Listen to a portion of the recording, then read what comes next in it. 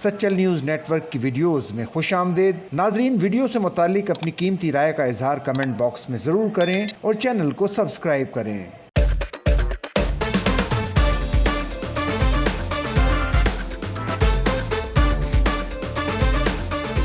पाकिस्तान और न्यूजीलैंड की क्रिकेट टीमों के दरमियान तीसरा और आखिरी वनडे मैच 5 अप्रैल बरोज हफ्ते को माउंट मोगा में खेला जाएगा। न्यूजीलैंड को सीरीज में 2-0 की फैसला कुन बरतरी हासिल है।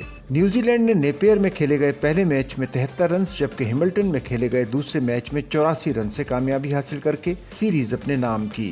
पाकिस्तान टीम मोहम्मद रिजवान की ज़ेर क़यादत माउंट मोगा पहुंच गई। दीगर नुमाया खिलाड़ियों में बाबर आजम, नसीम शाह, इमामुल हक, सलमान अली आगा, अब्दुल्ला शफीक और हारिस रऊफ शामिल हैं। न्यूजीलैंड को माइकल ब्रेसवेल लीड करेंगे और उन्हें डेरिल मिचेल, जैकब डिफी, विल और विविक जैसे तजुर्बेकार खिलाड़ियों की खिदमात हासिल हैं। वाज़ेह रहे कि न्यूजीलैंड ने इससे कबल T20 सीरीज में पाकिस्तान को 4-1 से शिकस्त दी थी। दूसरे वनडे में सोशल मीडिया पर जहां लोग बाबर आजम और सलमान अली आगा की बैटिंग की तारीफ करते हुए नजर आए, वहीं कई सार्फिन ने एक बार फिर पाकिस्तान की बैटिंग पर सवाल उठाए। एक सारिफ ने पूछा कि पाकिस्तानी टीम की कैच छोड़ने की बीमारी कब खत्म होगी। याद रहे कि मैच के दौरान सलमान अली आगा ने मोहम्मद अली की गेंद पर मार्क चैंपियन का कैच उस वक्त छोड़ दिया था जब वो सिर्फ 5 रन पर खेल रहे थे। चैंपियन ने इस मैच में 132 रन बनाए। इसके अलावा मैच के दौरान पाकिस्तानी खिलाड़ी नसीम शाह ने भी एक कैच छोड़ा था। एक और सारिफ का कहना था कि जब कैचेस छोड़ेंगे तो यही नतीजा होगा।